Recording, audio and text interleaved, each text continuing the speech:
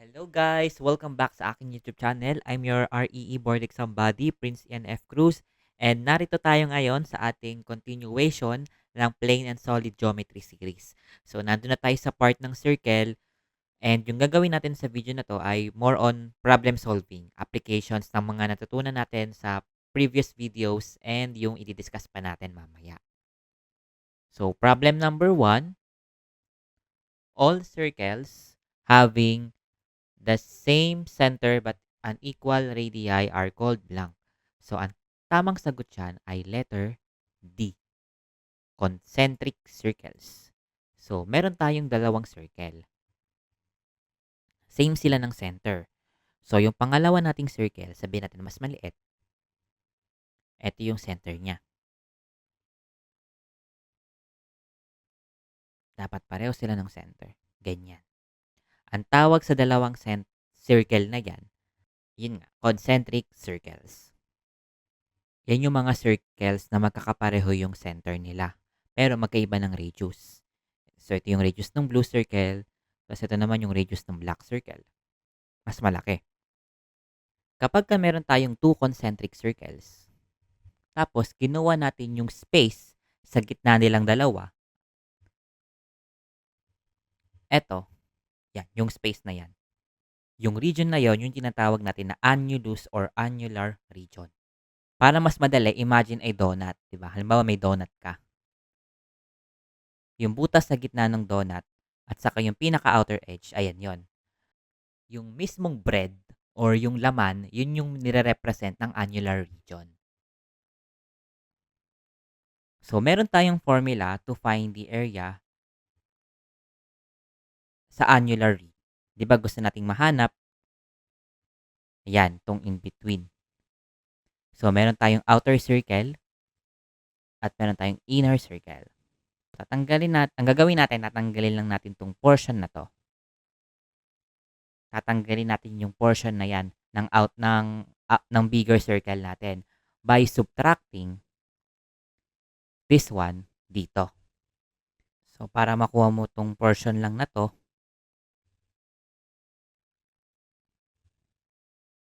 kukunin mo yung area ng outer circle, tapos ima-minus mo dito sa area ng gitna, which is yung inner circle.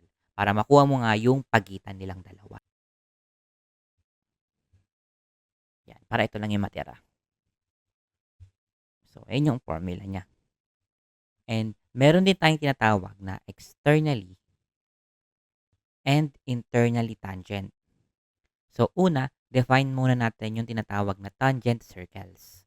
Ano yung ibig sabihin pag sinabi nating tangent? So, halimbawa, meron kang circle number 1 and meron kang circle number 2. Paano masasabi na tangent sila sa isa't isa?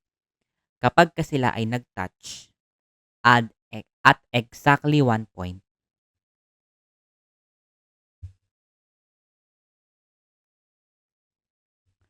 ang tawag sa kanila ay tangent circles. Kailangan 1 point lang silang tatama sa isa't isa. So, yung ibig sabihin ng tangent circles. So, yun nga, externally and internally, ano yung special sa kanila?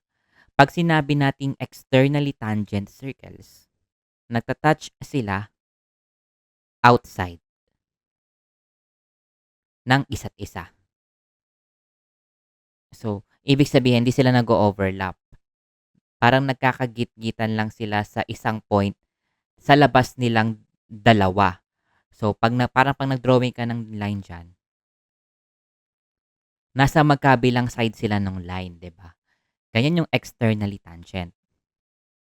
So, halimbawa, try nyo i-visualize, meron kayong dalawang bola na nagkabungguan sila or nagdikit sila. So, yung tawag sa dalawang bola na yon ay externally tangent kasi naging tangent lang sila sa outside ng circle.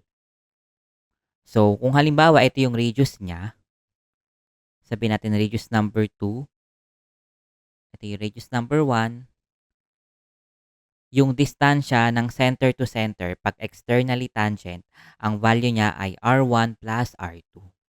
Kasi dalawang radius yung dinaanan niya bago makatawid from center ng circle number 1 to center ng circle number 2. So, next naman, meron tayong tinatawag na internally tangent circles.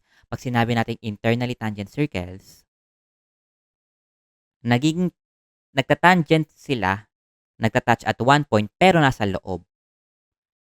Nasa loob yung isang circle. Pero hindi sila dapat concentric, na kagaya nito na yung center nila ay iisa. Kasi hindi na siya magiging tangent, guys, kapagka concentric circles tayo. Kasi kailangan itong point na 'to, kailangan tumama siya dito, 'di ba, para maging tangent sila. So, ganito yung itsura nun pagka internally tangent circles. Nasa loob siya ng isang circle, tas nagta-tangent sila or nagta-touch at exactly one point. So, 'pag mag-drawing ka ulit ng line sa tangent point nila, mapapansin niyo na yung dalawang circles ay nasa iisang side lang ng line. So, kapagka gano'n yung senaryo, yun nga, ang tawag sa kanila ay internally tangent circles. So, distance between centers naman dito kay internally tangent circle. So, halimbawa, eto yung smaller circle, tas ito yung center ng bigger circle. So, 'di ba, eto R2 'yan. Tas eto, hindi ko na pinantay pero R1 'yan, 'di ba? So, kung hahanapin natin 'to, which is the distance between the two centers ng circle, ang value niya ay R2 minus R1. So, unlike kay externally tangent na pagka gusto mong hanapin yung distance between two centers, pinag-a-add dito kay internally tangent circles, minus. So, dito kay annulus or pag concentric circle, pag hinanap mo yung distansya ng dalawang centers, zero yun, di ba? Kasi nasa iisang point lang sila eh. So, wala silang distansya sa isa't isa. So, yun yung pinagkaiba ng concentric circles, ng externally tangent circles, at internally tangent circles. So, ngayon, mag-solve tayo ng mga problems pa.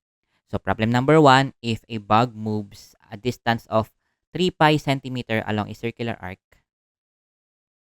So, ito yung 3 pi centimeter. And if this arc subtends a central angle of 45 degrees. So, kung i-assume mo doon na circle yan, yung sinasubtend ng arc nito ay central angle na 45 degrees. So, meron siyang kapantay na 45 degrees na central angle. So, i-assume nga natin na may circle kasi may center dapat eh. So, ano daw yung radius ng circle na yan? Dahil etong 3 pi, ito yung ating arc length, di ba? Tapos itong angle sa gitna, dahil ito yung sinasubtend ng ating arc length, ito yung theta. Di ba, meron tayong formula ng arc length na S is equal to R theta. Na yung theta natin dapat naka-radians. So, ganun din dito. So, yung hinahanap natin dito, yung value ng R. So, i-modify natin tong equation na to. Divide natin both sides by theta. Magiging S over theta is equal to R. Or, R is equal to S over theta. So, substitute lang natin yung mga values na meron tayo para makuha yung R. So, yung S natin, 3 pi. Tapos, yung ating theta ay 45 na naka-degrees. So, kailangan natin i-convert to radians. So, ang gamitin natin ay pi over 180. So, magka-cancel yung degrees. Cancel na din yung pi. So, yung matitira dito ay 3 over 45 times 1 over 180. So, yung ating value ng radius ay 12.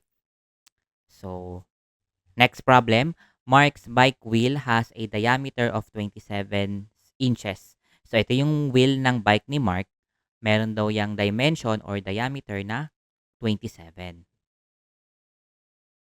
He rides his bike until the wheel turns 100 times. So, ang nangyari, 'di ba, ito yung starting point halimbawa, sa lupa 'yan.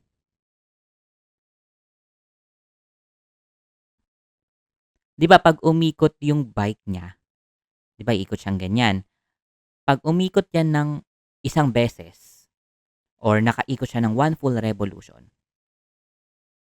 So, 'di ba, iikot 'yan, tapos ikot ulit, nandito na 'yan, so ikot.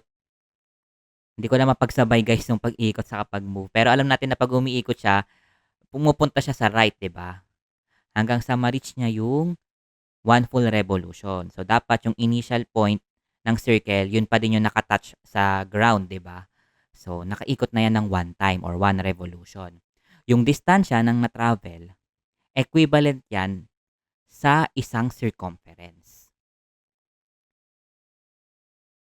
Same lang 'yan guys, kung halimbawa, parang ginupit mo siya dito, tapos nilatag mo 'yan, 'di ba magiging para siyang straight line, ganyan. Equivalent 'yan to one circumference. So, ng yung distance na kino-cover nito kapagka nakaikot siya ng one full revolution ay equivalent sa isang circumference. So, kung yung bike ni Mark ay umiikot ng 100 times, gaano kalayo yung na-travel niya? So, kung 100 times umikot yung wheel, ibig sabihin 100 na circumference ng circle yung kaakibot nung linear or straight line distance na na-travel nun. So, hahanapin lang natin yung 100 times circumference of the circle. So, ano ba yung formula ng circumference? 'Di ba meron tayong formula na 2 pi r, where r is the radius of the circle. So, pero yung given sa atin ay diameter, and alam naman natin na radius is equal to diameter divided by 2. So, palitan lang natin 'to ng d over 2. So, magka-cancel si 2. So, yung circumference natin ay equal to pi times the diameter. So, i-substitute lang natin dito.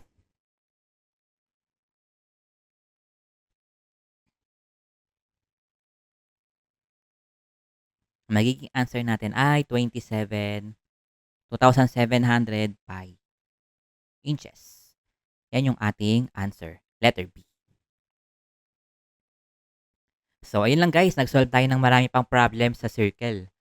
So, ganun kasi guys yung mga usually na problem sa circle sa board exam. So, hindi siya simple na circumference lang, find the area, find the ganito, ganyan. Marami talaga guys analysis na involved, and maraming mga tricky questions pagdating sa circles. Kaya sa mga susunod na video, mag-solve pa tayo ng marami pang circle problems. So, ayun, sana marami kayo natutunan. Don't forget to like and subscribe and mag-comment ng mga topics na gusto nyo i-discuss ko sa mga future videos. So, yun lang guys. See you on the next video.